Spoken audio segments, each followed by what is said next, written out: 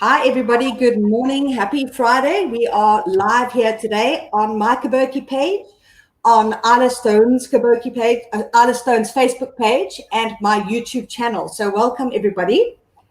My guest today is Isla Stone. She is the author of the book, The Art of Determination, and she is a recovering addict, same like me. And anybody that wants to win a copy of her book, you can join us in the comments. And you can also click on the link in the video description and you can join us live on video, really exciting. And then you can just share your thoughts, ask questions, get involved in the discussion, anything you like. So yeah, click on the link, connect your camera, connect your microphone, and we'll chat to you. So today we're going to be talking about getting a fresh start in recovery from addiction and also from mental health issues. And right now I feel that this is a really important topic with, the state of the world and everything that's going on. So, Isla, do you want to introduce yourself and just tell everybody a little bit more about yourself? Yes, thank you, Lynn. Thanks for having me here today. Thank you so much for inviting me to have a chat. I wrote a book called The Art of Determination, as Lynn's mentioned, and this book is about my journey through recovery and finding myself and learning about how to empower myself through recovery. And so the book really, what I did was I took journal entries from the year 2012 through to the year 2018, and it sort of takes you through the processes and the emotional sort of turmoils in my thought processes of how I coped and dealt with various challenges that I had during those times, and what I and how I overcame those challenges. But what I think is great about the book is that it shows the growth from the beginning of that recovery journey to 2018. So that was 6 years of recovery, and the thought processes and the development of these tools and the growth processes that I went through. So it was a very interesting sort of transformation that's happened. And in the last 3 years since that book, I've transformed even more. So the transformation is constant and continuous. Thank you. Thank you so much, Isla. And like I mentioned to you a few days ago, I haven't actually finished your book, and you gave it to me, I think, months ago. And after our discussion the other day, I was thinking, why have I not finished this book? And I put a bit of thought into it. And yes, it's the time of year and it's a bit difficult right now with the kids at home and the schooling, and I'm so tired. So I leave the book for my bath or for when I get into bed. And quite frankly, I fall asleep in the bath and I fall asleep in bed. So, but I put a bit of thought into it. And you know what the reason is that I can relate to so much in that book. I can relate to the abuse. I can relate to the mental health stuff and the abusive, the emotional abuse from your stepfather. My parents are great. They're still together. It's my biological parents, and we never had any of that. But I had abusive relationships with men. And in particular, you shared some of the,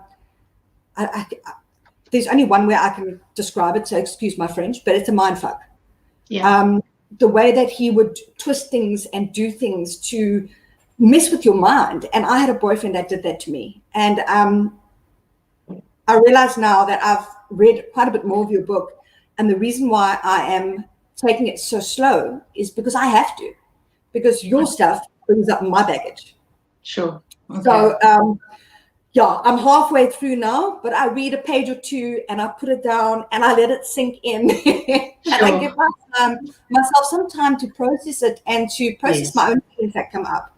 So I've now understood it, because I felt a bit embarrassed that I've had this book for months. But it's not a book. It's not a Dean Koontz, which you can just read and put down and think, oh, that was nice. It actually hits really, really deep. So your book is... it's not just entertainment. For me, it's like, it's part of my journey. So, yeah. I did find, I've spoken to one or two people that have read the book, and it's almost a therapeutic process that they go through when they read the book, in a way, because they relate to a lot of the things that I went through with the abuse, and especially the mind fucking, excuse my French, but the sort of the gaslighting, or the Yes. psychological sort of twisting of and abusive, experiences. And I grew up with that from the age of 11. So my reality was that up until the age of 27. And breaking that that reality was very difficult, because that was the psychosis that I lived in for a very long time in my toxic family unit. And the 6 years in recovery that I spent, unraveling the lies and the deceit, and finally realizing that the toxic unit that I grew up in wasn't the reality of the world, was very difficult and painstaking, because I had to be very honest with myself and face a lot of denial, because it was very painful, because I loved my family. I love my family. So, facing those denials and really digging deep in being honest with myself and being true to myself and authentic with myself, and truly finding myself and what I want to do going forward. And I know that there are a lot of people who face these things, but they don't always know how. And I don't think there's a book or like an instruction manual on how to go forward and to unravel these things that people experience. But finding a way there's always a way of finding. You can always find yourself. There's always a way of finding yourself, and to heal, because healing is the most important thing. You have to heal in order for you to live the best life you can possibly live. And that is my mission, is to live the best life I can live, and to live a full life, a happy life, and to not be afraid, to be fearless. Yeah, awesome. I think that's very much also my own mission. I just wanted to bring up one particular part in your book, which I had to put your book down. Okay. Not because it was bad, but because it hit me for a sixer. And that was the part where you had blocked out of your mind that your stepfather had abused you, had molested you. I had an experience, the man that your stepfather, when you speak about him, reminded me of, that relationship. I'd actually been sodomized by that boyfriend. Sure. And I had completely removed that from my brain. Wow. And at one stage in treatment, I woke up one morning, I had a dream about something, and I woke up that morning and it just hit me. I remembered everything in graphic detail. And when you said, like, how could you forget something like that? How could you not know? That feeling, I read that sentence and I'm like, I'm putting this down. I'm gonna go coffee. And I didn't pick it up for a very long time, because I mean, it's something so painful. Yeah. That happens, but you block it out of your memory and you literally cannot remember it for years and years. So that was a very painful sort of reminder of where I've been as well. And there was a moment in recovery where, I think you said it as well, you went through a period of where you just kept remembering stuff. And that happened to me as well. I went to my counselor and I just said, like, is there anything else? Because if there's anything else, I'm just going to break. I'm going to break if I remember something that I'd blocked out, something like so hectic like this. I cannot physically, my brain can't take anymore now. But I think actually you do start remembering these things as you get stronger and as you're ready to remember. Yes. So thankfully there was nothing else that came. Yes. I'm very, very grateful. That was it. But that part in your book was quite a painful thing. And like I say, I haven't even finished your book yet. I'm taking it in little bits of chunks as I can manage it, and I will finish your book. And I'm really enjoying it in a therapeutic way. And as you know, therapy is a beautiful, painful mishmash of emotions. It's a process. Yeah. Cool.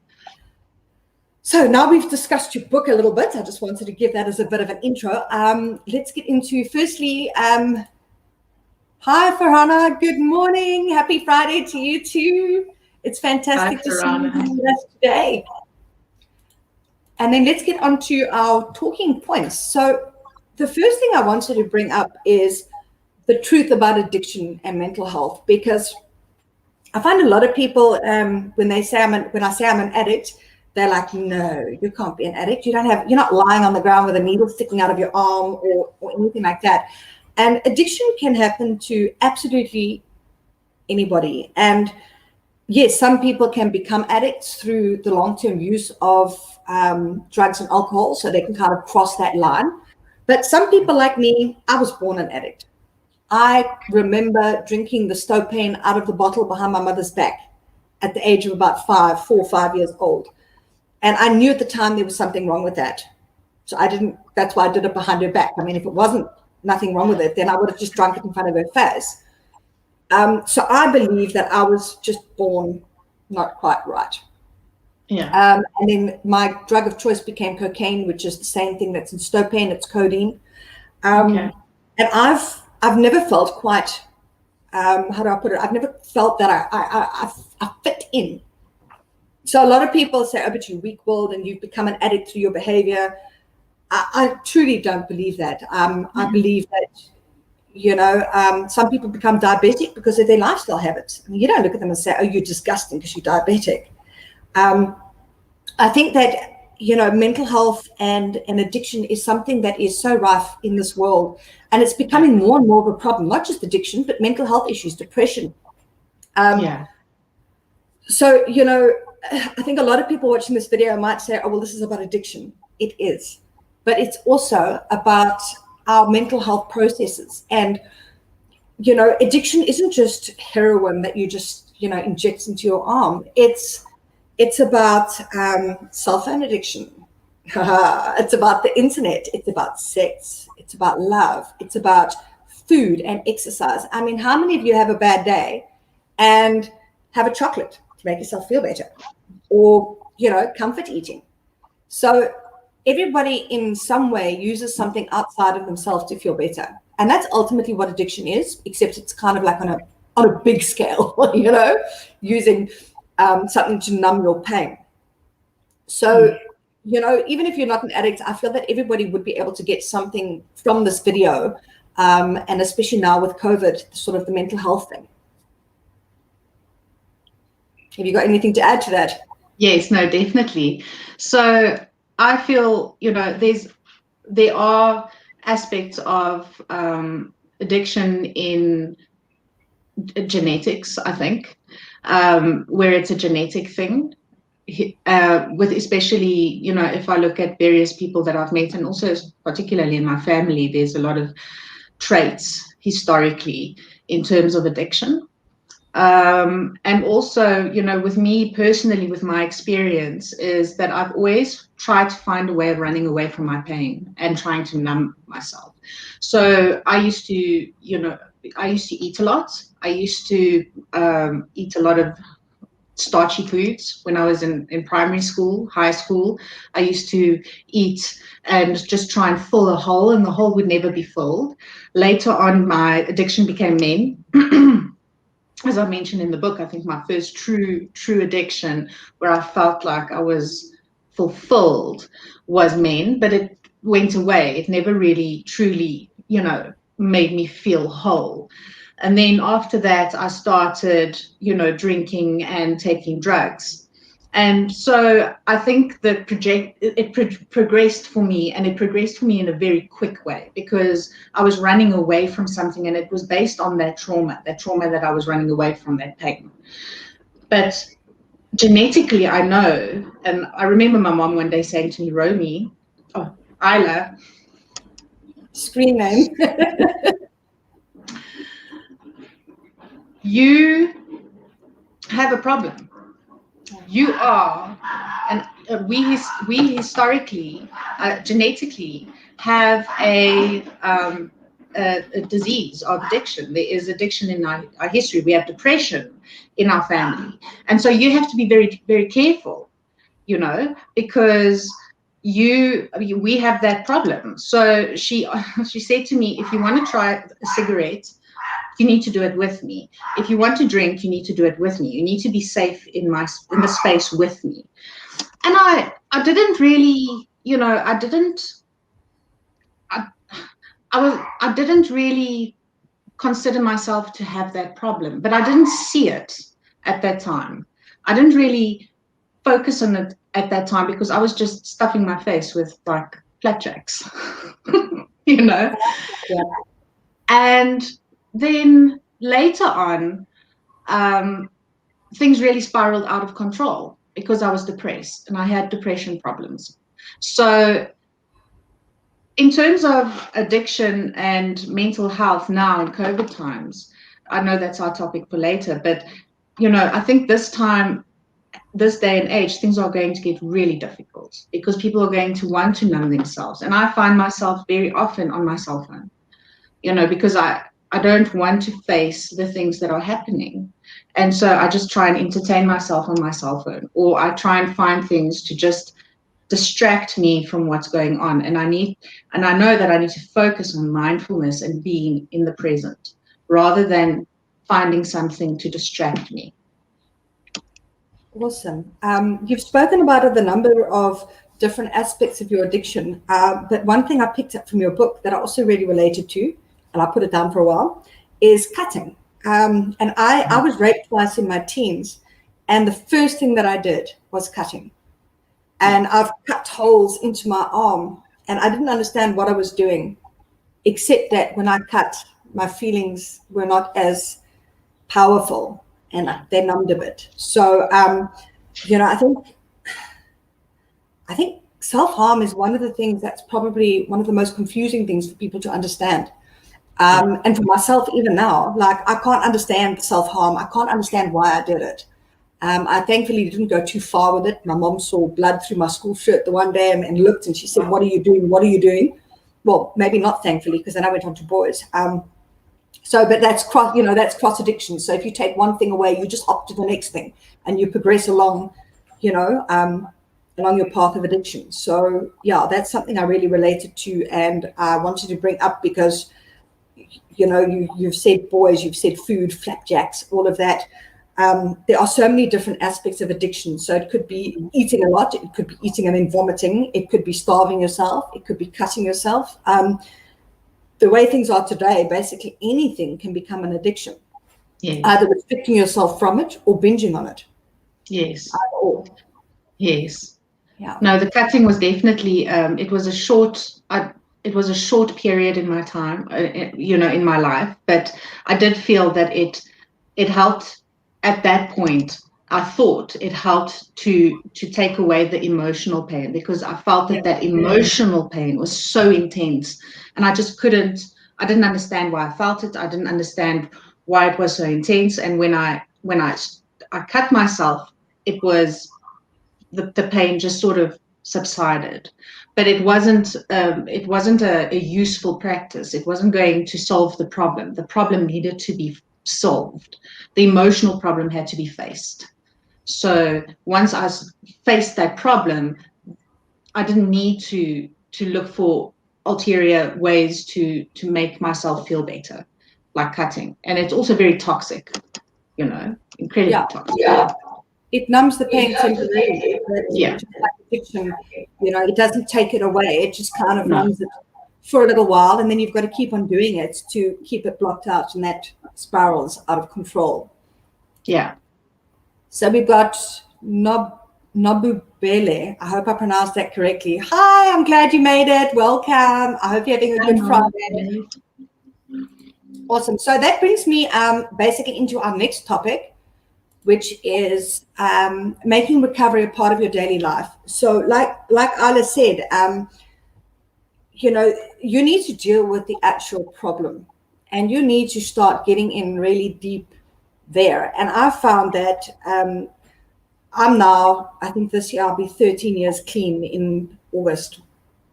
And I've worked a program of recovery now for quite a while. I call 2008 the year of Lynne. It's when I landed up in the psych ward thinking that everybody else had the problem, not me, blame it on everybody else, self-pity. And then I landed up in rehab, and I was introduced to the 12-step program. And I actually believe everybody should do the 12-step program at least once. Go through the whole process. And even if you believe you're perfectly mentally healthy, you never, ever have to have a psychiatrist or a psychologist or a counselor. The self-growth and the personal growth that you've spoken about, I've actually experienced that too in the last 12, 13 years. And, you reach a point where you think, okay, so this is it. I've come to know who I am. I'm happy. I'm comfortable with myself. And then you grow some more and you change. And one thing I've been really grateful for, especially within this pandemic, is that I've gotten some amazing recovery tools. And through the last decade or so, I have learned how to not make recovery my everything all day, every day, but to make it a part of my daily life. And I was talking a while back with Isla about when I first got clean, I had to make such huge, drastic changes to my life, and it was really hard. And then it was hard to go from those changes to normal life. It's really hard to kind of like get to be like a normal person living in normal society. And when I first got clean, my recovery program, it was all or nothing. You had to go the whole way, and everything was NA, everything was meetings, everything was the 12 steps. And slowly over time, it progressed to being that recovery was not my whole life, but it was one aspect of my life. My addiction is a part of Lynne. I'm a mom, I'm a wife. I like fire dancing, I like horse riding, I like reading, I like gardening, and I'm an addict in recovery. And that's part of my day. So I water my plants and then I write my gratitude list. It becomes sort of a part of my daily life. And I think that during COVID now, we all need to spend a bit of time every single day making mental health recovery part of our routine. I completely agree with Lynne. The one thing I think as well is that if everyone just did the 12-step program at least once, just to have a little, it's sort of a boost or a kickstart into a self-growth process. It's this beautiful, sort of kickstart into getting to understand who you truly are, and to understand what you can truly achieve and become, and to reach out to something outside of you instead of no, that sounds bad, but on a spiritual level, because very often, I know that I feel that in the beginning, I wanted to control everything. And that was my biggest downfall. I wanted to control the world. I wanted to control people, places, and things. And when I realized that I couldn't control those things, and the only thing I could control was myself and how I responded to the world, how I reacted, and how I thought, and my perspective, my life changed, because it's all about how I live, how I am, how I change, and how I transform. And that is when my life truly changed, because I cannot change people. I cannot change what they do. I can only change myself. So the 12-step program taught me that. And that is what I'm so very grateful for, because if I hadn't started my journey there, I wouldn't be where I am today.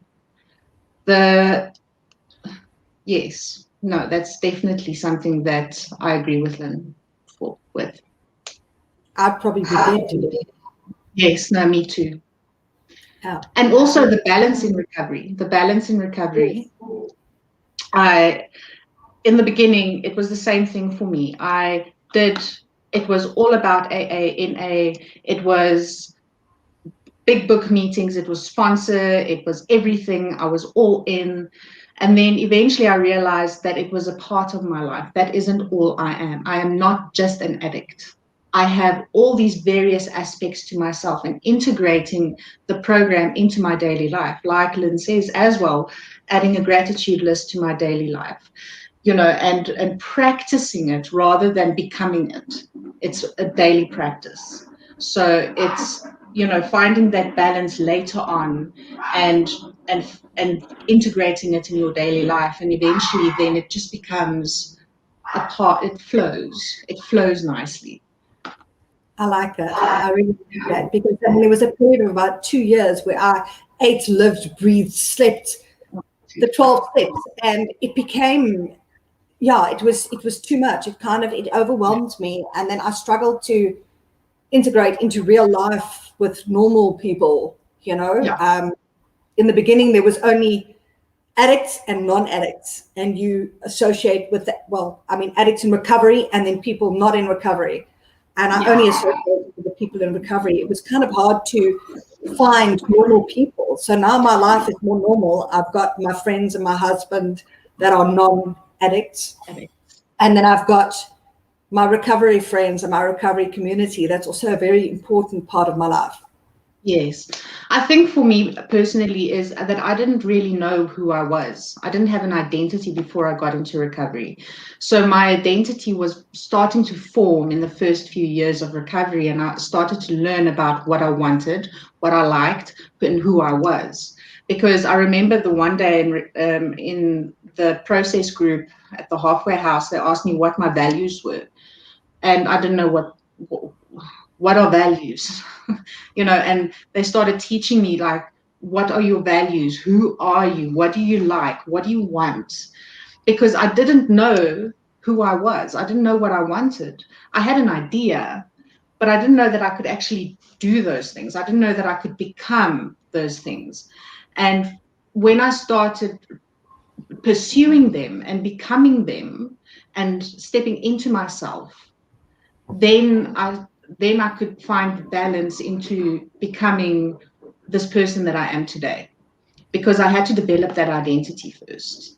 And I think that's also why they say don't get into a relationship in the first year of recovery, because you don't have an identity. You don't know what you want. You don't know what you like. So you're going to end up in a relationship with someone that you don't really, you might not relate with or relate to in 4 years from now. You would have grown, you would have transformed, you would have changed. And that person too, you might not like each other anymore in 4 years. I totally agree with you. And I find it quite interesting that, when you're in rehab, or when you're in a 12-step meeting, the first thing everybody does is introduce themselves, go around the room, and everybody goes, they say their name and they identify with themselves as an addict. So I would go, hi, I'm Lynne, I'm an addict. And for the first year, that's all I knew. Who are you? Well, I'm Lynne, I'm an addict. What else? Yeah. There's nothing else. It's just me, exactly. and I'm an addict in recovery, Yeah, So no, exactly. we had to learn, and we had to figure out who we are. It was, quite the process. Yeah, no, definitely. So we're going to hop on to the next topic, which is addiction and numbing in COVID times. I'm going to hand this over to you. Okay. So as we mentioned before, I think during this time, it's going to be very difficult. And I think a lot of people are struggling in this day and age with addiction and numbing in COVID times, because we are constantly in isolation. We're constantly bombarded by bad news. I think in the beginning, especially, I started looking at the numbers of deaths, of how bad it is, and getting stuck, getting sucked into this negativity. And in terms of, finding a way to relieve that fear, because addiction is also related to fear in a big way, I think, for me. Fear is a big, I remember being at a meeting one day, and they said, alcoholism is the fear is the alcoholism is it's the unnatural fear of the alcoholic. There's an unnatural fear. It's an unnatural fear of the alcoholic. There's this unnatural fear, and constantly living in this unnatural fear. I don't know. I couldn't identify with it. I couldn't understand why I was this fearful. I was constantly anxious. I was constantly tense. I constantly had this knot in my stomach. I didn't understand. I couldn't relate to people. I couldn't speak to people. I couldn't be myself. And it was this unnatural fear. I had an unnatural fear of the world. And going into recovery, eventually I could relieve this fear. The fear was relieved. And it was a part of my addiction problem. It was a part of the personality problem that I had. Now, during this COVID time, I think fear is constantly being thrown at us in news and media. And I think for me personally, like I stay away from the news now. I don't read any of the news. And when we look at people, really, I think there's a huge influx in addiction and numbing in COVID times because we are constantly isolated. We can't communicate with other people, and we are being left to our own devices. So what we can do in order for us to feel more to find a resolution is to help us. Sorry, now I've lost my train of thought. Is to listen to the beginning of the video and to the end of the video, because we're going to find the resolution. But it's a problem now because we are isolated, and we're going to have a huge influx during this time, I think, personally. I actually did a video at the beginning of the lockdown with, it's a friend of mine, and he went to the treatment facility that I was in as a patient. And after I was a patient, I actually started working at the rehab facility. So the first year I was a patient, and the second year I worked and lived in the rehab, and I was the house manager. And Freddie van Rensburg came in as a client, and obviously quite messed up. And he left treatment, and he is now, I think, 10 or 12. He's about 2 years less clean time than me. And he he became a counselor. And now we often do videos together. We talk a lot. It's absolutely fantastic. So it's quite this amazing, like, you know, I was a patient there, then he was a patient there while I was working there. And now he's a counselor. And I often have him as a guest on my videos. And we did a live video just as lockdown began. And I was so messed up. I went to my parents' farm with my kids. I left my husband at home, and we went to my parents' farm because I knew there was going to be a hard lockdown. And I didn't want my kids to be stuck at home. I wanted them to be able to like run around and lick whatever they wanted. And I got there, and the shock of the Sunday night, Ramaphosa said the schools were going to close early. It was actually breakup day the next week, but he shortened it by a few days. And I just said to my husband, I'm going to my parents' farm like tomorrow morning. And he's like, what? I said, I'm taking the kids, we're going. And I drove up there in tears because I was thinking, like, could this really, like, is this happening? You know? It's like your whole world gets turned upside down. My children were supposed to be going to school that morning. They're in a car driving to the farm with me. And I became so dissociated. So my body numbed itself. I was dissociated for, I think, about 2 weeks, which I felt like I was outside my body watching this crazy video that's going on, which is my life. I think, you know, this time is really, really hard. And I've been incredibly grateful because, like I said, I spent a full year in rehab. So that's constant. You know, you don't go to work every day in a job. You work on yourself from 8 to 5 all day. And then you go to NA meetings at night. Wow. And you're constantly learning tools. You're constantly learning about yourself, growing about yourself. And then I worked in the treatment facility and lived in it for another year, helping other people. And even that process was huge growth. And, you know, I've been working a program for quite a long time, working with sponsees, working with my sponsor and counselors the whole way through. And I've been incredibly grateful that, like, in one way, I feel like I'm a child in that I can't cope with my feelings very well. My automatic coping mechanisms are incredibly unhealthy. So I have to kind of pull myself back and implement what I've learned. And it's not always a natural process. But I do feel that I have got a lot more tools than the average person. That makes sense. So I think, you know, whatever I was feeling at that time, I think perhaps there were a lot of people all over the world feeling that. but they have not been taught the right coping tools. Maybe they've got better natural inclinations than me, but they don't have that natural, they don't have those taught tools that I have had so much time learning. Yeah. No, I think this time, the last year, it's almost been a year. And for me, with the tools that I've had during this time, it's been challenging. It's been incredibly challenging. I managed to do a lot last year, but I also had this feeling of, and it felt like the twilight zone. It felt like it's so weird.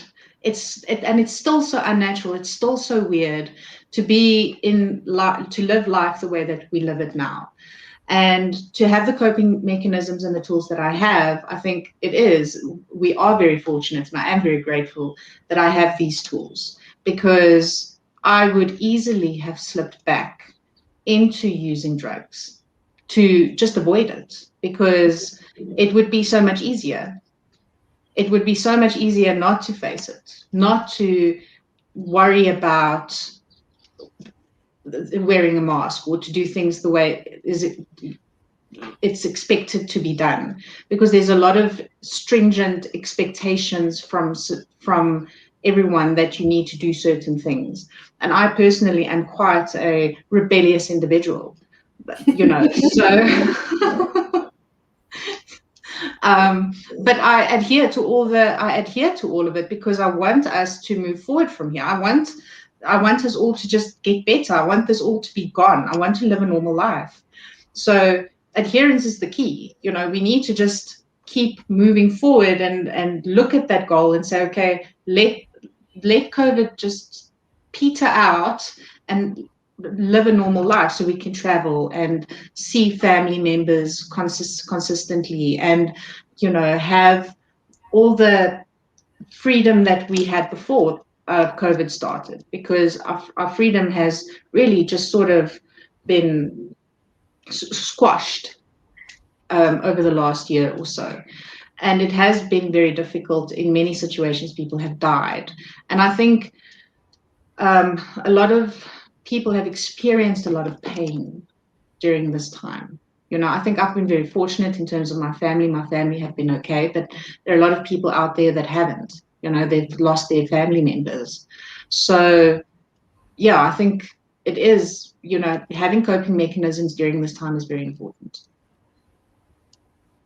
Yeah, totally. I just wanted to comment on your rebelliousness, because I don't know if anybody else is like this, but with me and growing up, I was just so rebellious. If my mom had to say to me, Lynn, don't do this, my thought process would think, why the hell would I do that?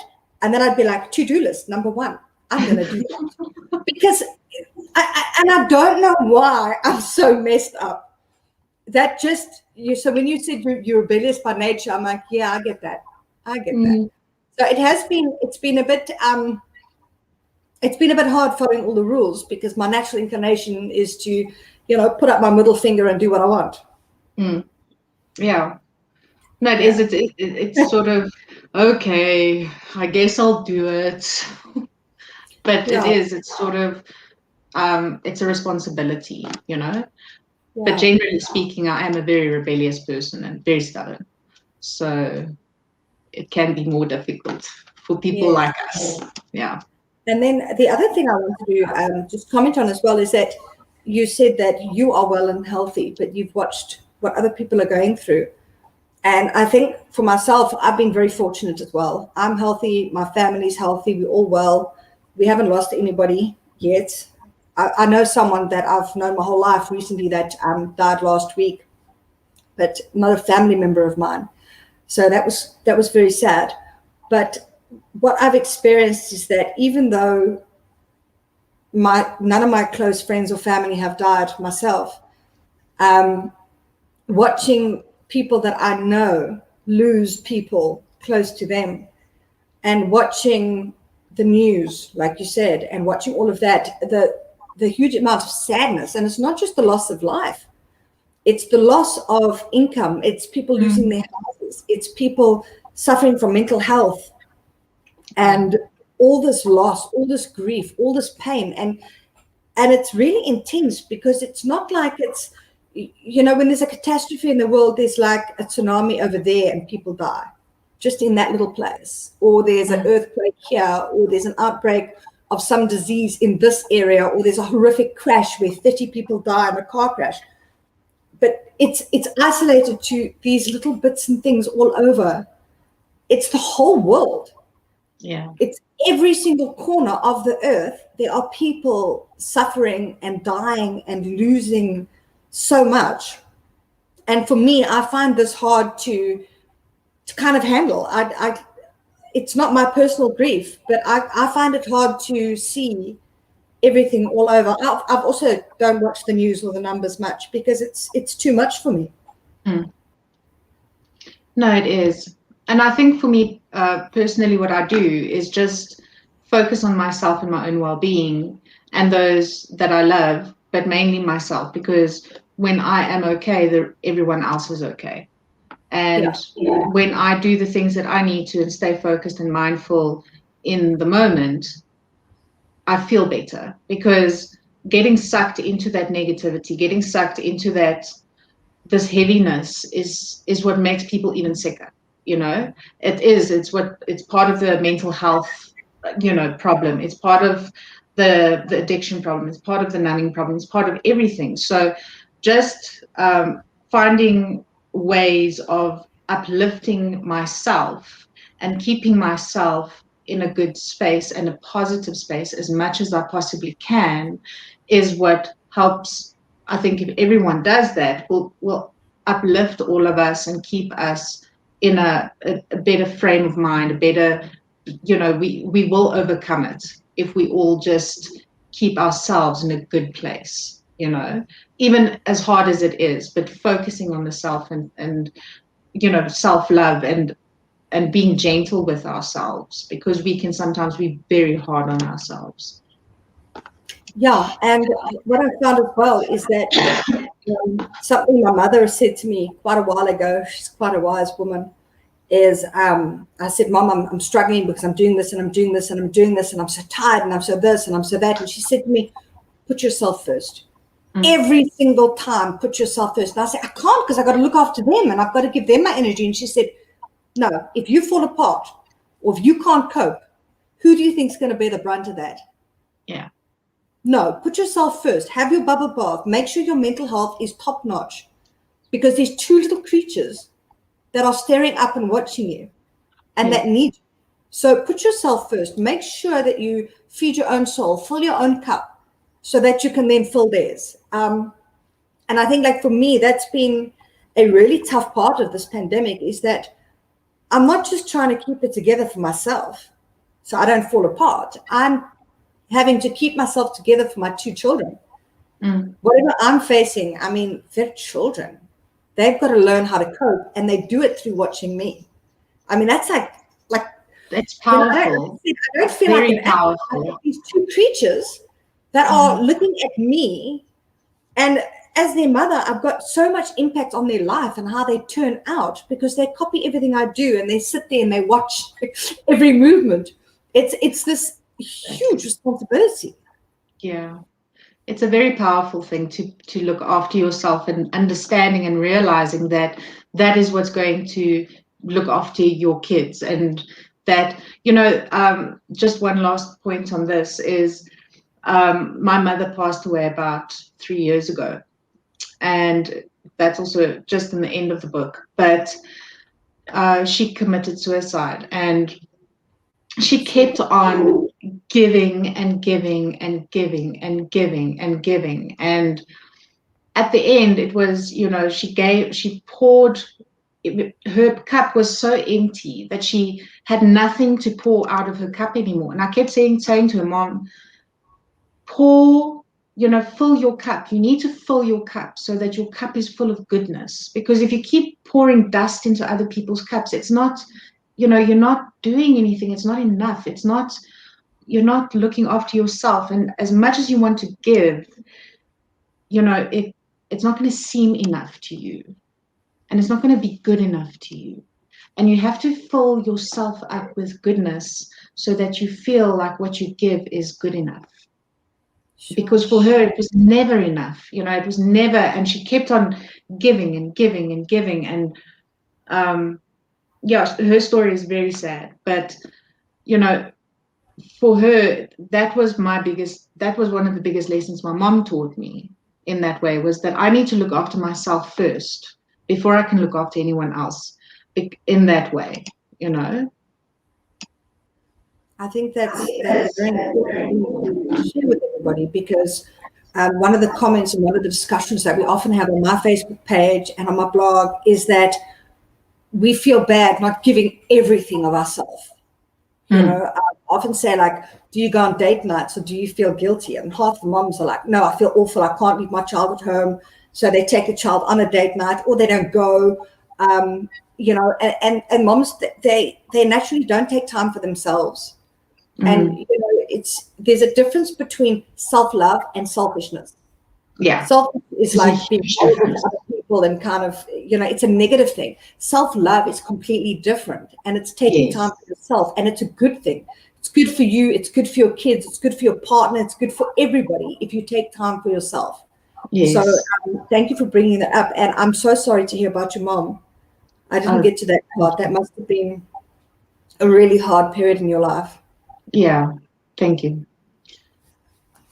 Well, I'm going to just grab some comments here. We've got Lucinda. Good morning. Hi, Lucinda. And we've got Leanne. I hope you have a blessed Friday too. Hi, Leanne. Awesome. So I'm going to move us along now. We've got addiction and numbing in times of COVID. That's where we are now. And the hardships of isolation and how to cope. Isla. Okay. So the hardships in isolation, I find I myself am I isolate. That's one of my favorite things to do. Okay. It's not a good thing. And during times of isolation, when you're supposed to be isolating and you love isolating, it's even worse. And when it comes to addiction, addiction is isolation, and recovery is connection. Very often, that's what they say. So I found myself at certain times feeling very down, very alone, very depressed. And I mean, I like my own company. I really do enjoy my own company, but I'm not the only person on the planet. I'm not an island. I need people. And in some parts of the book, one part of the book, I was like, oh God, I need people. Because I am scared of people, and it is based on a deep insecurity within me. It's got nothing to do with anyone else. It's because of my deep insecurities. But so finding ways, to communicate with others, whether it's on Zoom, I saw this one thing on Facebook where a group of friends actually connected on a Zoom party. And they were listening to Scatman's World, and they were dancing to Scatman's World, and they're just having some fun, and it was connection, and it was a different type of connection, but it was joyful.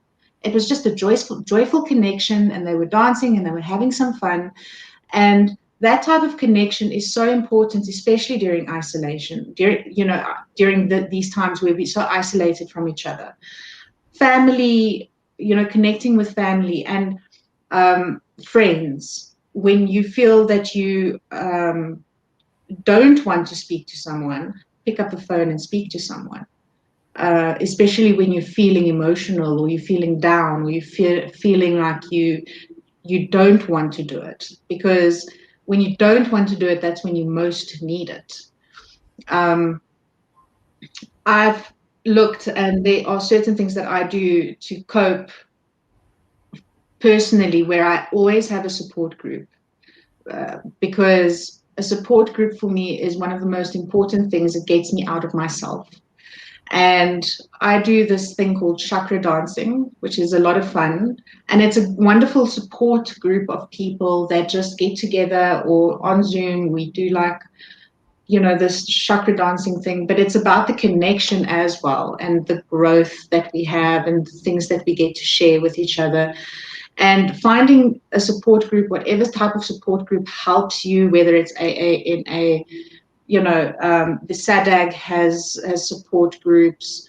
There are so many different support groups that are growing for people, for mothers, for people who have lost loved ones, for people who, need some connection, for anxiety, for people who suffer with anxiety, for people who suffer with codependency, for people who have all these various problems. But it's not about the problem so much as it is just to connect with others, to have people who can relate with whatever it is that you're going through at a certain time, because all of us are inevitably going to be going through some kind of challenge. And life is about challenges. So finding people to connect with is, for me, one of the most important things, because I know personally I like to isolate. Yeah, I have to say that, like you say, I mean, basically what addiction is, it's disconnection from everything. It's disconnection from your higher power, from yourself, from your loved ones, from the whole world. And it's about isolating yourself. And kind of like what I found is that it's exactly what you say. It's about rebellion for me. So I kind of like having my alone time and being alone. But then when I get told you got to stay in your house, suddenly I want to I get Freddie Mercury in my head. I want to break free,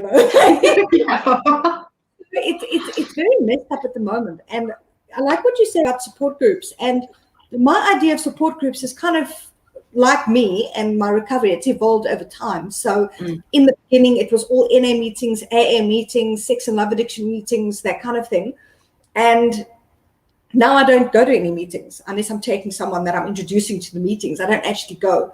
But I've kind of formed my own network of people around me, people that I've connected with over the years. So, and I've learned how to connect with them when I need to. And a lot of it now is, we're talking about addiction and mental health, but being a mom, it can be such a lonely thing, and it can be such a hard thing. I mean, if you thought recovery is hard, geez, you must try being a mother. You don't want to. I feel like I'm so messed up inside sometimes. I've got such bad behavior patterns that are natural, like my natural behavior patterns. And I used to try and kind of stop those behavior patterns for me. And now I'm trying to stop it because I don't want my children to copy what I'm doing. So, it's very important to connect with people. And one of the tools that I've found, and this kind of is part of the 12-step program and part of recovery, and it's basically the 12th step. It's about spreading the message. It's about supporting other people. So a very big part of my blog, I mean, sure, my blog, it's the way I make money. It's my work. It's my job. It's what I do. But one of the reasons why I wanted you to join me is because it's about recovery. It's about spreading the message. It's about sharing our experiences and what we know. This video is not about me making money. This video is just because I'm passionate about it. And, I think you said that you need to contact people. You need to talk to people.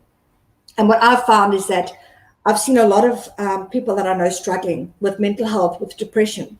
So, for example, there's one person I phoned during the hard lockdown. I phoned her every single day just to see how you're doing and make her get up and pick up the phone. And yes, it was helping her. But when you help somebody else, you help yourself. Yes. So, another tool is to kind of like take yourself out of it and try and help somebody else. Reach out. And that can be so therapeutic. Yes. No, definitely. It does help to reach out to others and to constantly, I have a wonderful sponsee still. And for me I love hearing, just to connect with her and to see her growth and to see her do so well, but also to be there for her as a support system, to help her through her very difficult times, because staying connected with her and helping her through those times helps me. It's got nothing to do with her. Well, it does everything to do with her, but it's got, it's not about me knowing everything. It's about supporting each other. It's carrying the message.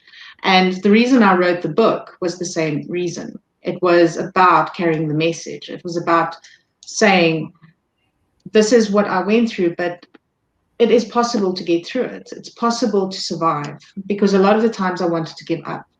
I wanted to just throw in the towel, and I was like done. I was over it. I was like, I don't like this card I was dealt in life, okay? It was a shitty card. Please excuse me. But I overcame it, and I'm a better person for it. And I was gifted this life story to share with others, because there are other people out there with the same story. I'm not the only one. Not exactly the same story, but knowing that I'm not the only one, and that other people can relate to my story. That it is possible to overcome it and to be a better person after it, not to become a worse person after it, to becoming a more loving, caring, compassionate person after experiencing that I went through, and that everyone else can too, and that they do. I love that, and I totally relate. And what's very important for me is that I've been through some awful things. I've been through rape. I've been through verbal, physical abuse. I've been through a lot of things I've done to myself, nobody else involved, horrible things I've done to myself. And, it's a lot of my life has been very dark and very painful. But if I can take that and I can share that and I can help somebody else, I can do something beautiful with it. And yes. I think that's kind of what you're trying to bring across, is that it becomes meaningful. Yes. If I look back on the 15 years of my life when I used and wrecked my life, it's just a train wreck. There's nothing beautiful about it. It's just a complete, absolute, utter train wreck. But if I can share with people what I've done in the decades since then and how I've transformed myself, how I've grown and changed, and I can share what I've learned with the world, it all becomes meaningful. It becomes worthwhile. Exactly. Oh, we've got Mercy. Hi, Mercy. Love you Hi, too. Mercy. And Pakime. I hope I pronounced your name right. Yes, lovely to have Pakime. you. Hi. Cool. So now, is that all for the hardships of isolation and coping? Yes, yeah. Okay, so now we've got if you need help, facilities, support groups, and therapy. Isla. Yes. Okay, so I've just opened up a couple of places here. Because I find that we can have a conversation about this, but if you actually have a problem, you don't know where to go. So there are various places that you can reach out to for help. There are certain places that you can go to for support groups. And these are just a couple of them, and I think we can maybe just later on put these links down below, or people can, find them. I'll put them in the comment section after the live video. So so if you have medical aid, the best place to go to, I think personally, is any of the KISO clinics, which do a dual diagnosis program if you have an addiction problem. There are many others.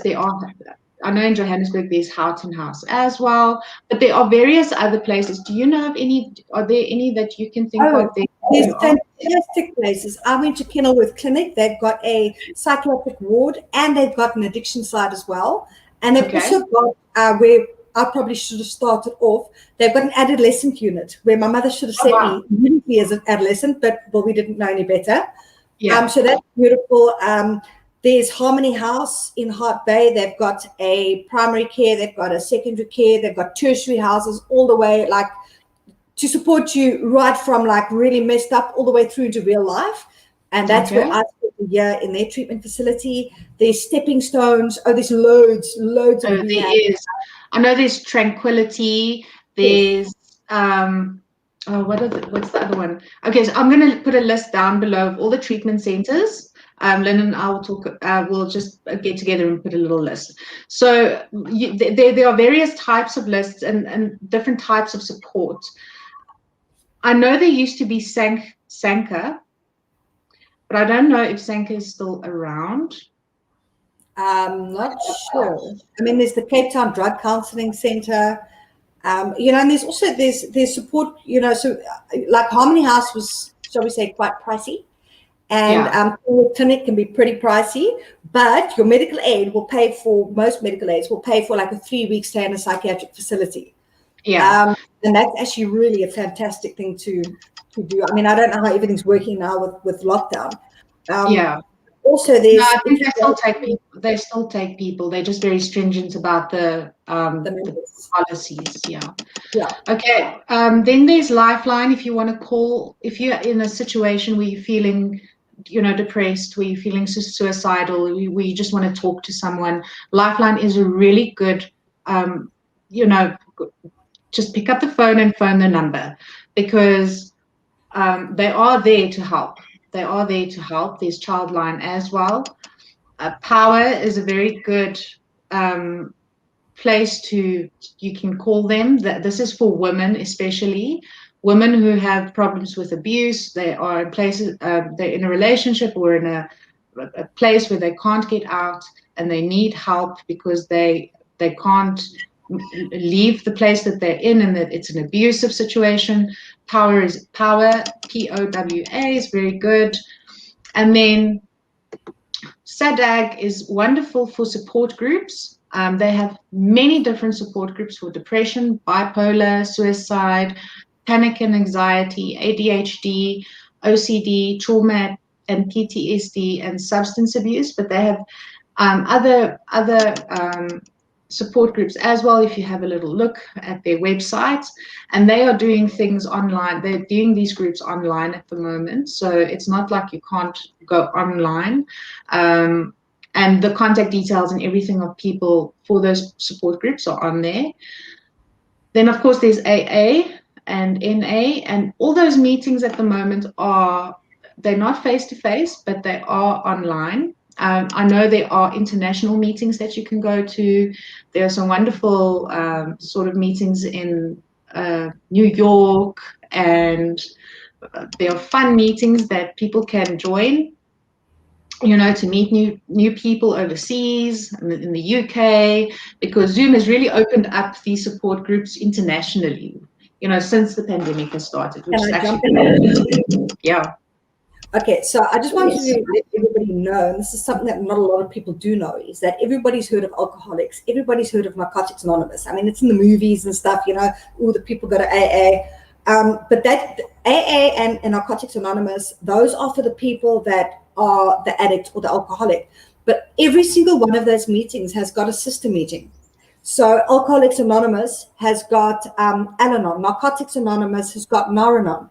And what those are the support groups for the family members. So maybe not everybody listening is an addict, but a lot of you may have an addict in the family or an alcoholic in the family. And the best way to help somebody in your family that you love is to learn what you should be doing yourself to help them, help in the right way.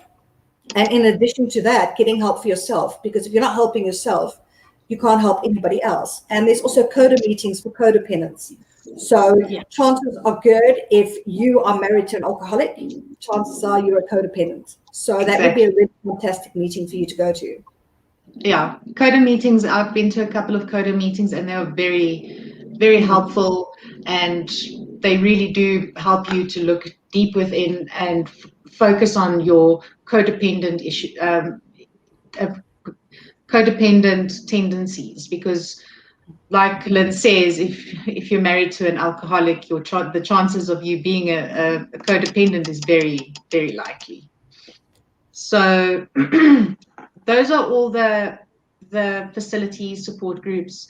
With regards to therapy, you can find therapy on those places. I know about Psychology Today is a nice place to try and find a therapist close to your area. But there are, if you start at a certain point, you have a starting point, like in a Kiso clinic or any of those places, Lifeline, SADAG, or any of the treatment centers, there's always a starting point for you to find a therapist or a psychologist to help you through your counseling. Any facilities in Durban? Okay. I think it depends what you're looking for. So, for example, if you're looking for an Alcoholics Anonymous meeting, or you're looking for Narcotics Anonymous, codependency, or the Al-Anon, Nar-Anon. So those are specifically related to addiction. If you go to their, if you just look up Alcoholics Anonymous South Africa, you can, or anywhere in the world, you can find a list of every single meeting, all of that, contact numbers. Like Isla said, most of it's gone online now. So once you've done that, you can then go and, and just contact them and find out where the online meetings are. And then you've also asked about, can a teenager go to the same meetings as adults? Yes, for sure. And yes. You say below here, it's a 16-year-old. I mean, if it's a child, I'd recommend possibly something a little bit different. Yes. But for a 16-year-old, for sure, definitely an Alcoholics Anonymous meeting would be absolutely perfect. Yeah. If it's a 16-year-old that is on drugs or maybe even alcohol, I might actually, how do I put this? I like to usually refer people to an Alcoholics Anonymous meeting, because that is the founding sort of meeting. That's where it all originated. Yes. And I found that the clean time and the knowledge is usually much, much better at an Alcoholics Anonymous meeting. However, it's usually full of old men. So if you've got a 16-year-old, that child may feel more comfortable in the Narcotics Anonymous, because that crowd is generally younger, if that makes sense. I don't know if you agree with me. In Narcotics Anonymous, yes. Yeah. I just wanted to mention something. There are YAP groups or young adult groups, adult programs in some of these facilities like Akiso, especially for 16-year-olds or kids from, I think already from the age of 12, where there's a special program for them for treatment. So, especially when it comes to self-harm or, cough syrup, codeine, yes. There are these special programs for young adults in treatment facilities. So we can just have a look in Durban. I know my sponsee actually went to a treatment facility in Durban. So I'll just have a look there and put it in the comments below. But I think a treatment facility might be better for a child. Yeah, and also if you attend a Nar-Anon meeting in Durban, you are sure to find parents there that have got teenagers with addiction problems, and they might be able to refer you to a great facility as well and to offer you the support that you need.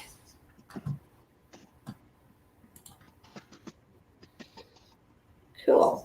And I think one beautiful thing that's come about with COVID now, one of the bonuses, is that a lot of therapy sessions have gone online now, which means you can choose a therapist anywhere in the world, which is pretty cool. I think before they were often, it's mostly in person, which is quite nice, but not having to leave your home, and you can do it online in the privacy of your own home. I think that's pretty cool. Yeah. It's a pleasure. Cool. So now we've got mental health care for the individual. Isla.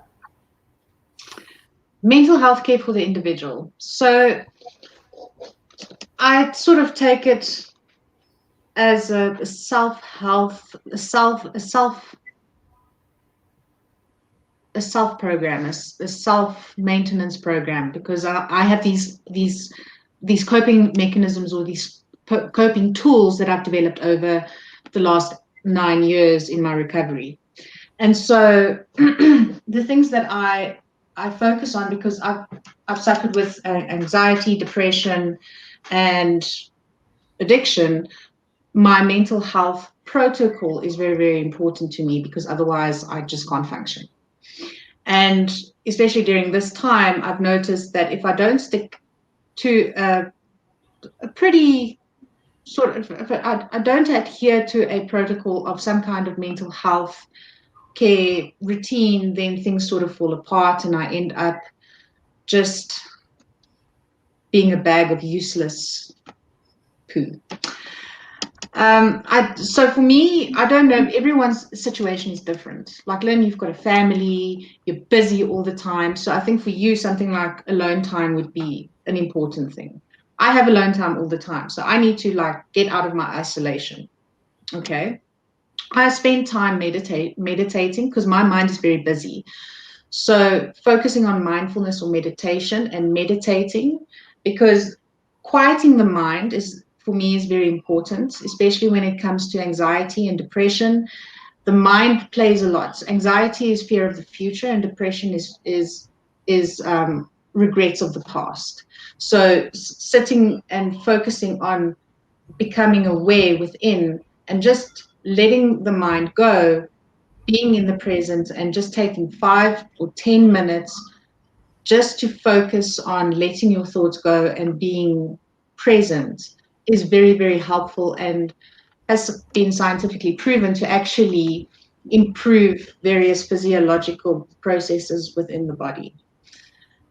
Other things that I've noted for mental health is exercise. And I know this is sort of like the, exercise, but exercise, because just sitting, being isolated, being stuck in a place and not having that time to just, it improves circulation, it improves, it removes, for me personally, it removes brain fog, because you can hear I stumble over my words most of the time. So it really improves brain fog for me, and it helps me to, I feel better.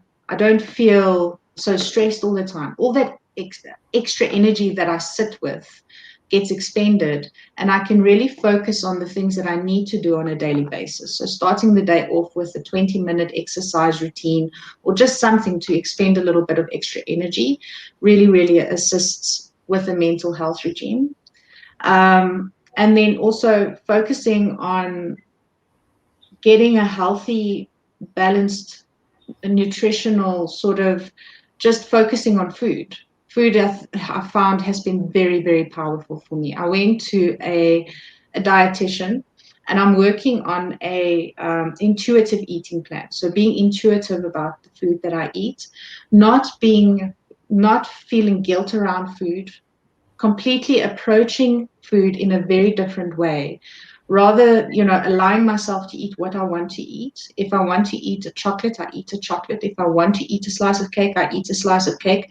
But filling my diet with healthy foods that will fuel my body in the right way, and feeling good about filling my diet on a daily basis that fuels my body. So filling my, eating good salads, and actually finding that I enjoy it, finding that I enjoy eating proteins and healthy carbs, and this very balanced diet that I've never done before, and not having guilt around food, because for me, in my history, before stuffing my face when I was in my teens and just having this huge problem with food, coming to this place where I have a better relationship with food has really helped me to remove a certain stress from my life that I've always had. Because food is also a problem sometimes, for some people. I think a lot of people struggle with food. And I think also to find a spiritual practice, for me, it helped. It might not help for everyone. I like having spiritual growth in my life after the 12-step program. That is something that I enjoy. And for me, that has helped me tremendously with my mental health. So depending on every individual, it might be different.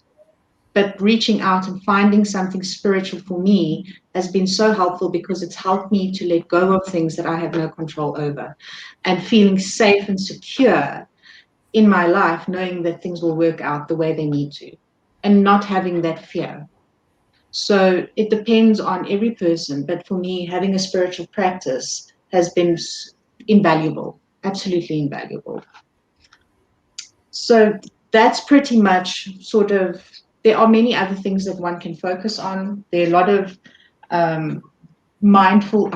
of mental health processes or healthcare protocols that one can look up on the internet, or go to therapy. I've been in therapy for many years. I've been in therapy for about 7.5 years now. So that's also part of my mental health protocol. Another thing is medication. And so it all depends on every individual and what they need, and being intuitive about it, understanding themselves and fine-tuning it. Because 10 years ago, my mental health care routine would have been very different to what it is now, because I'm 36. And being a female is also different because I've got like hormones, and I'm reaching my 40s soon. So, being very, our bodies are constantly changing and flowing, and being gentle with myself, because I want to have everything perfect. And if it's not perfect, then I need to start again tomorrow. It's not like that. Being gentle with myself. And also filling my cup, having a nice bubble bath, doing fun things, taking myself on a date, doing things that are fun, and putting myself in uncomfortable situations to grow, making myself grow in uncomfortable situations. So trying new things that I would never have tried before, and every day doing something that is different, and seeing what my reaction is, because I want to grow. So that's sort of the type of thing that I look at in terms of mental health care. I love that. I love that. With pain comes growth. Oh, yeah. It does. What I loved is what we talk about mental health care, but you spoke about eating and you spoke about exercise. And I think what's really important is that if you just look at health, look at it holistically. And I think a lot of people, they underestimate the importance of mental health. So they maybe look at their diet, they maybe look at their exercise, they maybe have bubble baths, but they don't actually look at their actual mental health. Now, I look at it, my husband's going to laugh because he always uses car analogies, but I'm going to use a car analogy here. You have your car, you service it every year or every 20,000 kilometers. You change your oil, your filters, your wheels every so often. You don't wait until your car falls on the side of the road and it's not roadworthy and your oil has been depleted and you've burnt out your whole damn engine. No, you buy your new car and you service it religiously and you look after it and you keep it clean. Okay, I don't clean my car, but I do change it regularly and I service it. Okay, I do the essentials. I live on a dirt road. And my car parks outside. I don't wash it. But the point is that, you need to look at your health in a holistic point of view. And I think everybody needs to look at their mental health, and you've got to do some basic stuff. And what I found as well is if I am not looking after my exercise or I'm not eating properly, my mental health declines. Yeah. But if I'm eating properly and I'm exercising properly and then my mental health declines, my routine goes out of whack. So I'm finding it's a constant thing of trying to rebalance my life and keep everything right. And the effect of mental health on my physical health is insane. If I'm going through a tough time with my husband, yeah, we fight. If I'm struggling with my kids, my child's been bullied at school, which happened a couple of years ago, like it was hectic. My shoulders are sore, my back is sore, I get headaches, my stomach gets upset, I can't stop pooping. It's important that, so I find if I'm feeling physically unwell, I don't go to the GP.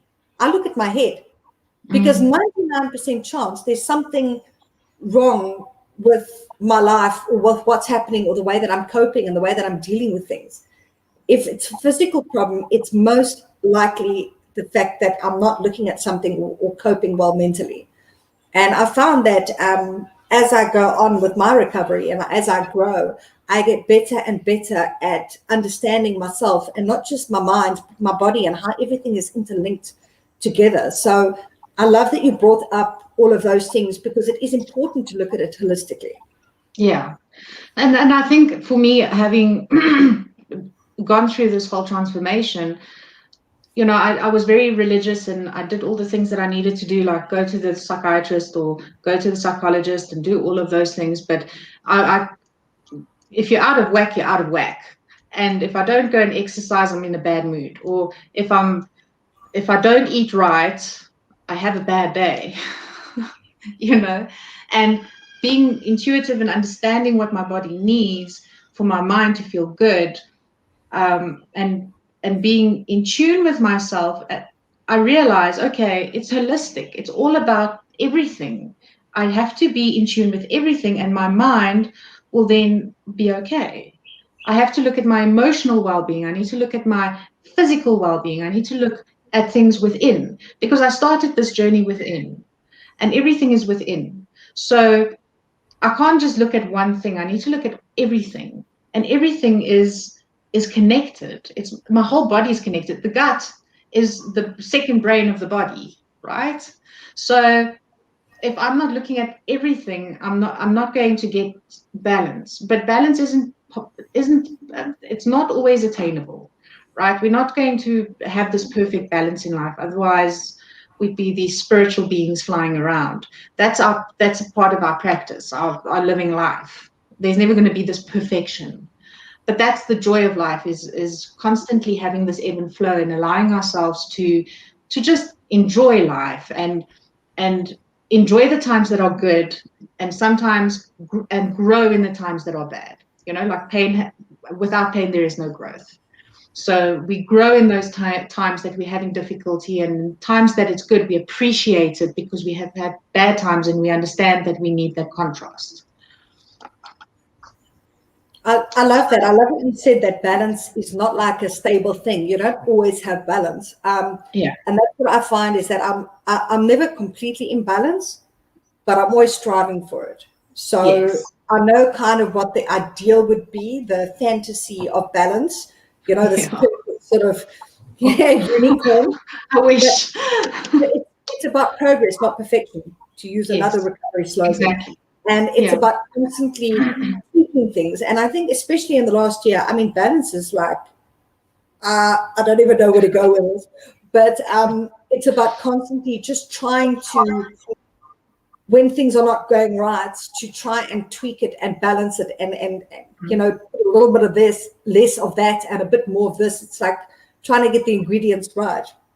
And as a mother, I mean, we've got a lot of moms on this page. Balance is, it is a constant juggle. Yeah. And some days I've got a bit of balance. Some days I only know the theory and the reality is not there. But it's just about constantly working on it and trying to achieve it. Yeah, and that's okay. That's okay. That's perfectly okay. Well, just on that note, you might find this quite entertaining, is that I write a lot of articles, how to be a more patient mother and how to have a balanced life. And it's quite strange, the perception that people have. Like, I always look at myself and I'm messed up. And then I'll go to school and I always see this woman with perfect makeup, and she's got like no dirty marks on her top, everything's ironed, her car's clean, her children are all neat. And I look at her and I think, whoa, she's got it all together, And then it's quite funny that people send me emails. They read an article of mine and they're like, wow, you achieved this perfect balance. I'm like, no. I research the subject. I know the theory of it, and I write it down. I don't have the balance. Yeah. And I think this is something that's also important when it comes to your mental health, is I think that we, especially now with social media and everybody having these Instagram-worthy photos, I don't edit mine because I don't want to be like that. But people are sending out, and this is also very highly related to addiction, is that you've got this mask on, and people put forward this thing of what they would like people to see. That's not what's going on. My house is dirty. It's not real. My kids aren't perfect. I'm not perfect. And yes, I write a lot of stuff and tips and things like that. Don't think I've got it together. I know how to write a good blog. I know what we should all be doing. It does not mean that I'm doing it. And I literally have people that inbox me on my Facebook page and say, like, how do you have it all together? And I'm like, me, I don't have it all together.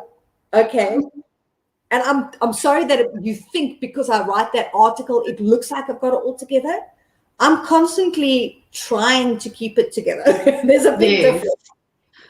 It's something you're striving for. Yeah. Yeah. I mean, Fakime says some days are better than others. Yeah. And yeah, exactly. Totally. And then are we ready for the next one? Yes, what's the next one? Recovery, personal processes, and self-transformation. Okay.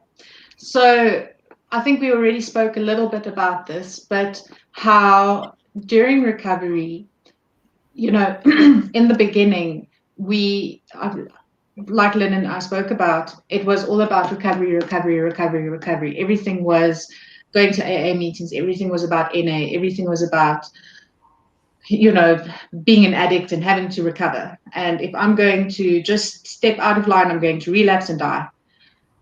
And then later on, developing this identity and sort of finding myself and a better balance in identifying myself, identifying what I like and what I am and who I am, and going through a personal process of of of transformation.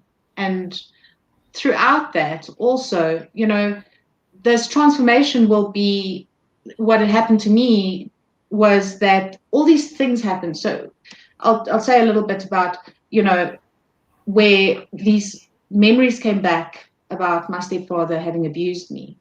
And then for a year, I wasn't allowed to go home and see my brother. So then I had to sort of stand on my own 2 feet, because financially, we always had a safety net that always looked after me. And I had to learn that I was capable, and truly there was I was capable of looking after myself financially, and that I could pay for a car, and that I was able to pay for insurance, and that I could, do the things that normal people did, because I was sort of kept away from life.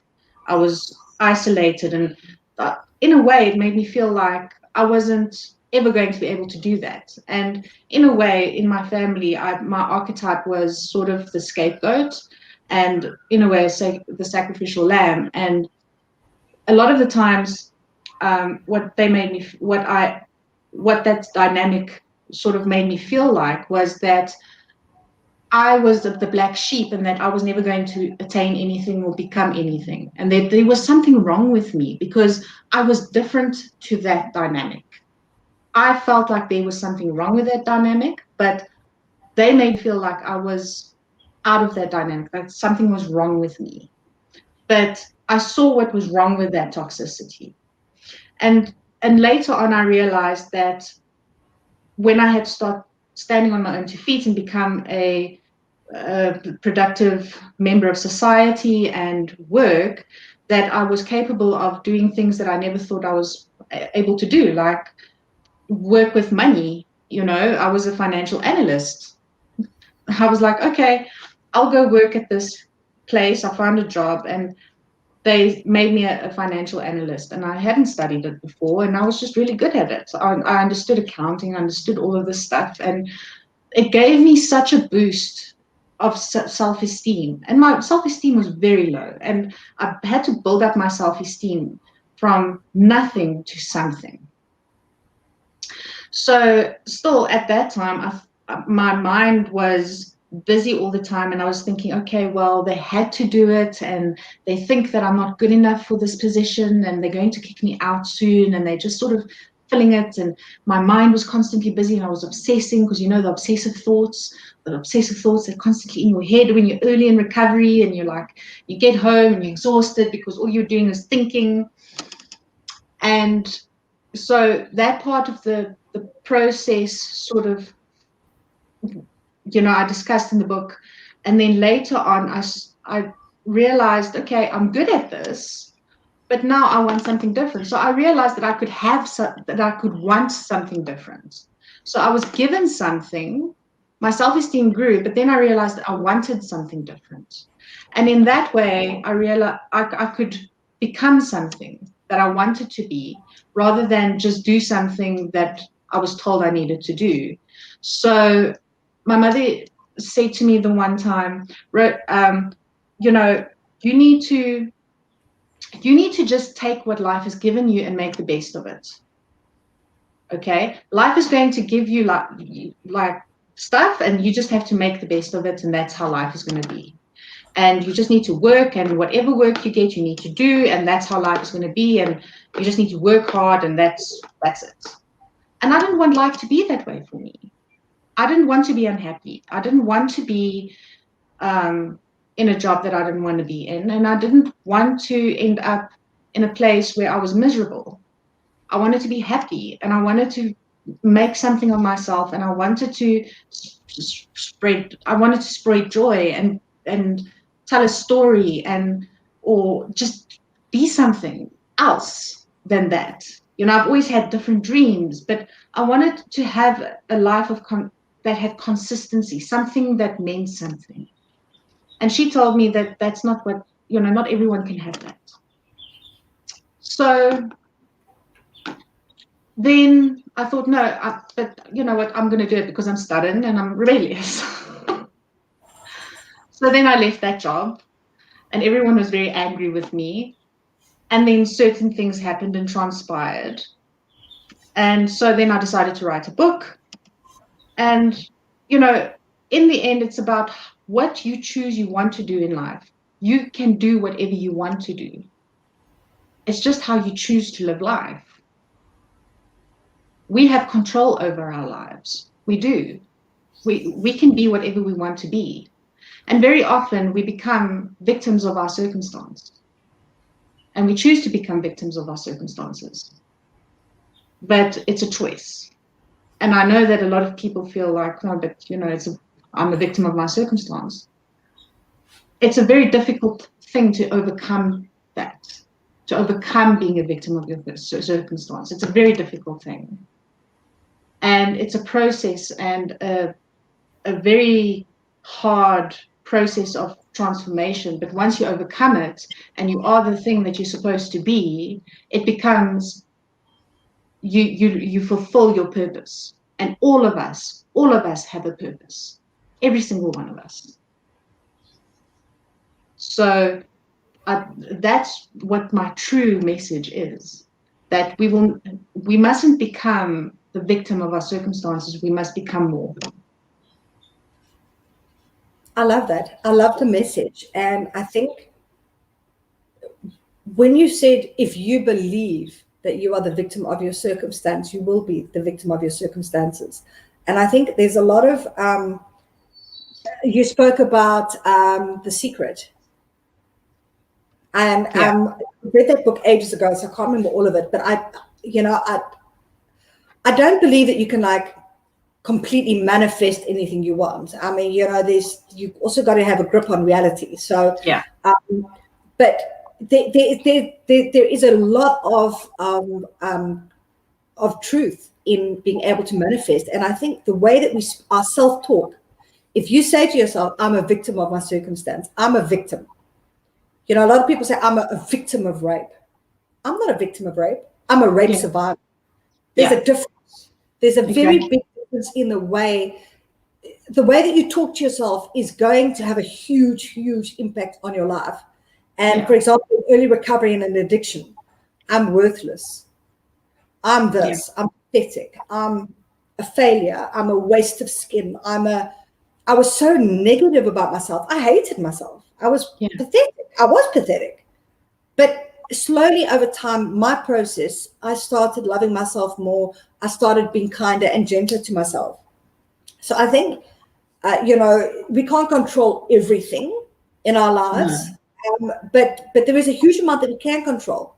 We can control our reaction to things. We can control what we do in life. We can control how we think about things. And through being more positive and through reinforcement, we can change our lives in an absolutely massive way. Yes. And then the other thing I wanted to say about our process is that a lot of people think that you kind of start off, where's my thing?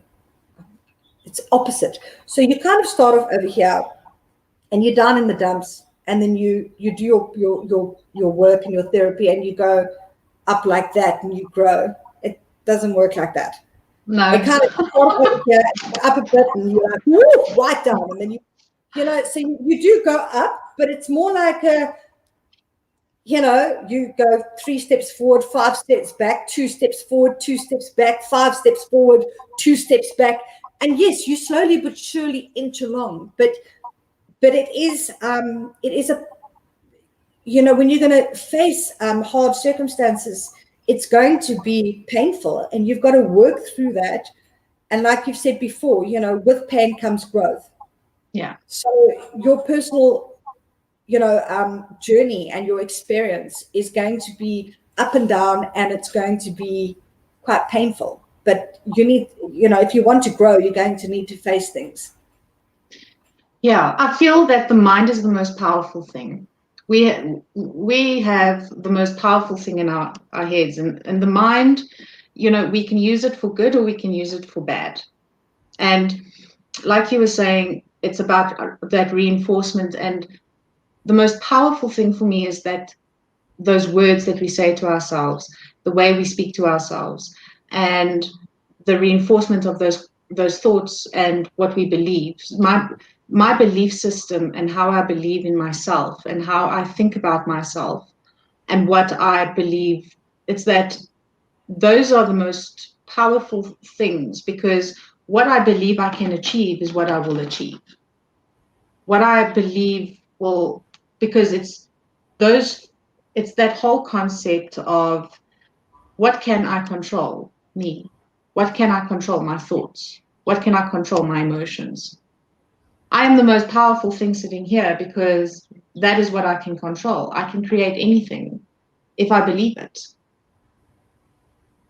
But I need to believe it, right? If I don't believe it, it's not going to happen. You choose it. You choose to believe it. It's a choice. How you want to move forward. Yeah. Exactly. It's a choice. And that's the beauty, and it's so beautiful. I think it's so beautiful to feel so empowered. And it's being able to empower yourself in that way, especially if you feel so empowered. I mean, I felt so unempowered. I felt so helpless. I felt so fearful. And coming to this place of feeling so empowered is such a beautiful thing. And being able, I hope, to empower others, because we deserve it. You know, we deserve to feel empowered. We do. For all the things that we've gone through, we do. Oh, totally. And yeah, it's been absolutely fantastic having you on the channel. I remember speaking to Mandy that introduced us, and she said something, and I kept it. Life has been crazy. It's, as you know, it's been absolutely overwhelming. And I kept the email in my inbox without replying for, I don't know, I think it was a couple of weeks. And then I replied and I said, don't think I didn't reply because I'm not interested. I took so long to reply because I actually want to give a good reply and I want to take this further. So yeah, I find everything absolutely truly inspirational. It's wonderful to connect with other people in recovery because we're on the same wavelength. We've had, I mean, different experiences, but there's so many similarities, and so much of what I've been through in my life, most people just don't get. They don't. Yeah. My husband's not an addict. He's, there's, I sometimes feel like I'm on a different planet. So it's always fantastic to connect with other people in recovery. Yeah. So what I'm going to be doing, hopefully over the weekend, is I'm going to be writing a blog post to correspond with this live video, and I'll be adding in a lot of resources. So Ali, you can send me that list of resources. I'll add it into the blog post as well. And then we've got a winner that we need to choose for your book. Okay. Do you have anyone? Can you see the comments? I can't see the comments at the moment. Are you on your phone or the laptop? No. Let me just see. You should be able to access comments somewhere if you're on your laptop. Where are you? Who am I hearing? I don't know. I think it's an echo. Oh. No, I'm not on my phone. Oh, wait. Oh.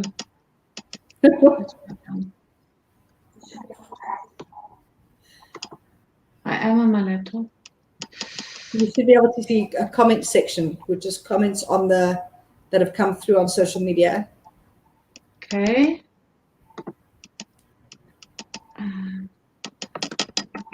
That lady from Durban. From Durban. Mm. Wait.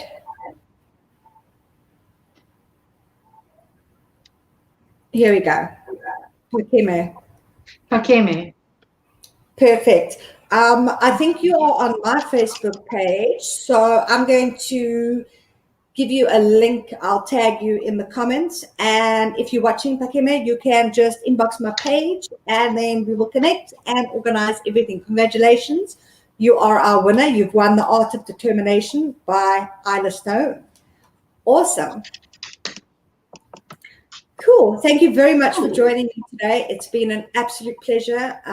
Thank you. And added so much value to my page, to my website, to everything. I'm so excited. Thank you. I'm excited. Thank you so much. This has been so much fun. And everybody have a fantastic weekend. It's Friday. Okay. It's no school coming or anything. You probably say with your kids. So it's just going to be another day, but maybe a day without doing homeschooling. So yeah, look forward to the weekend. Bye, everybody. Bye.